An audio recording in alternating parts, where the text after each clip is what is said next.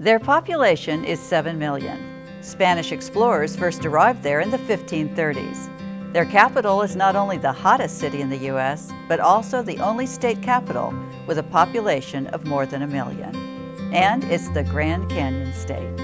Hi, I'm Connie Vandeman Jeffrey, and this is Arizona Conference Week on All God's People. The beginnings of the Adventist work in Arizona were not clearly recorded. Certainly, there were Adventists in Arizona by the 1880s, and A.J. Potts indicates that the Phoenix Church began in 1887 and was organized in 1890. In 1889, the California Conference took the responsibility for the largely unentered territories of Utah and Arizona. In 1895, Arizona was taken over as a General Conference mission, but in 1901 it was added to the territory of the newly created Pacific Union Conference. It is well documented that the first Hispanic converts to Adventism in the United States were in Arizona. In 1899, literature evangelists Walter Black and Charles Williams contacted a Methodist minister, Marcial Serna, from Tucson. Following a public debate, Serna accepted the Sabbath, and he then shared this truth with his members, many of whom also became Adventists. The first Spanish church was in Sanchez, Arizona, with 15 members.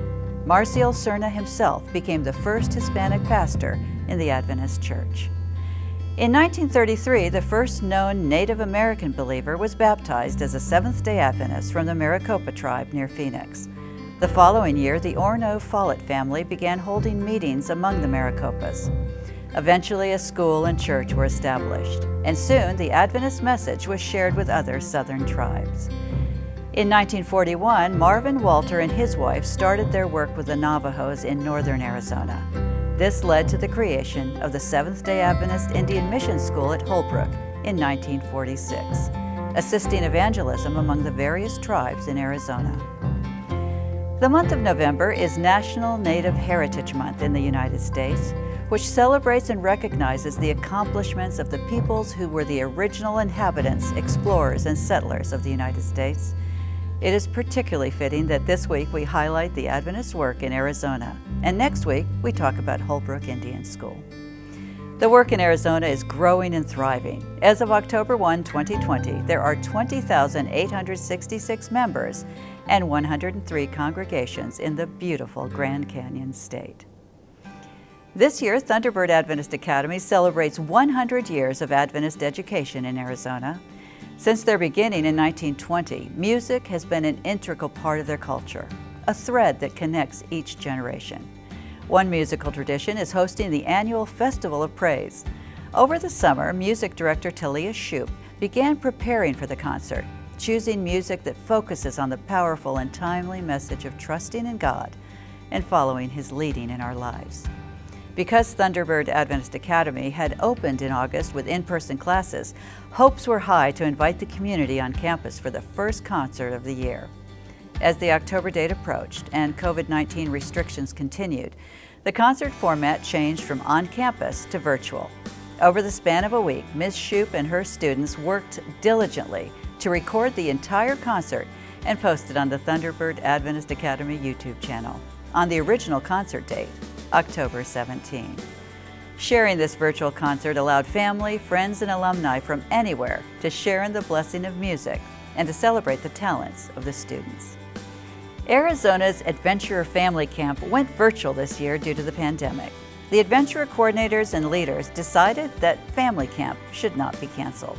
So they worked together to develop a virtual camp that included camping, outdoor cooking, crafts, games, worship, and dynamic messages by Rich Aguilera, the Mud Guy.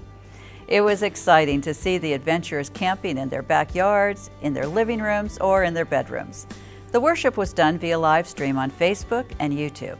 During the weekend, between 800 to 1,200 viewers tuned in to the program. Under the theme, God Works in Me, the program included singing, fun activities, prayer, special music provided by adventurers, and a live Bible trivia game using Kahoot, in which adventurers could participate from their homes using a smartphone. The live stream was hosted by Pastor Melanie Cruz and AZ, an adventurer puppet. Rich Aguilera invited the adventurers and their families to participate by doing various tasks. Using hashtag AZCamp2020, Adventurer parents flooded their social media platforms with pictures of the various activities. Saturday night, as the virtual camp came to an end, dozens of viewers commented on the live stream that they didn't want it to end.